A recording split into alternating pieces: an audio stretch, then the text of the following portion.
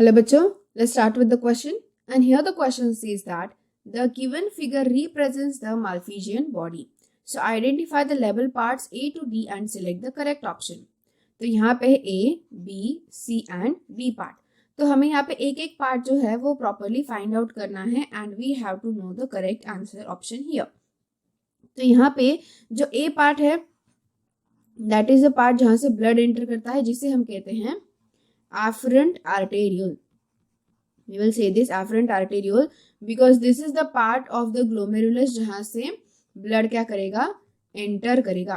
So blood यहाँ से enter करता है, that's why इसका diameter भी कैसा होता है comparatively more और wider होता है, बड़ा होता है, wider diameter होता है.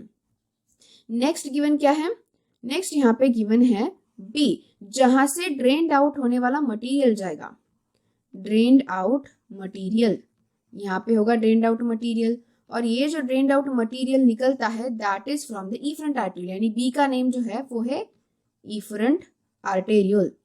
तो ये इफरेंट आर्टेरियल होता है जहां से ड्रेन्ड आउट मटेरियल निकलता है. सो दैट्स व्हाई इसका डायमीटर जो होता है वो नैरो होता है. योर डायमीटर इज नैरो, छोटा डायमीटर होगा. नेक्स्ट क्या गिवन है? Next year it is given C और ये जो सी होता है this is a Bowman's capsule. इसे कहा जाता है बोमन्स कैप्सूल जो एक किस तरीके का स्ट्रक्चर है. So this Bowman's capsule is a double walled, it is a double walled cup like structure.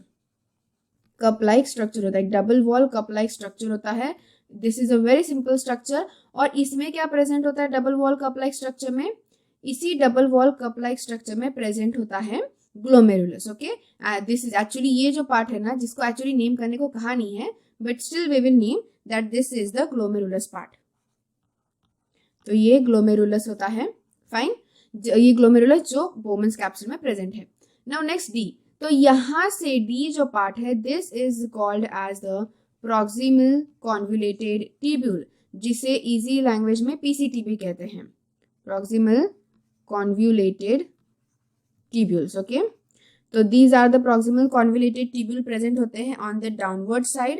ये भी एक बहुत हाईली coiled structure होता है जो कि कॉर्टेक्स साइड के जो रीजन होता है ना उसी में ही प्रेजेंट होता है. ये बाद में ये आगे जाके एक स्ट्रक्चर तैयार करेगा जिसे हम लूप ऑफ हेनले कहेंगे. Fine, so this is about the proximal convoluted tubule. तो यहाँ पे जो भी सारे ऑप्शंस है वो हमने मतलब जो भी ए बी सी डी हमें करना था match we have done. Now let's see. तो यहाँ पे कौन से ऑप्शन में गिवन है? फर्स्ट होना चाहिए afferent, then second should be efferent arterial, next Bowman's capsule and after that the proximal convoluted tubule जो कि ऑप्शन सी में गिवन है. So that's option C is the correct answer for this given particular question. So I hope you got the answer very well. Thank you and all the best.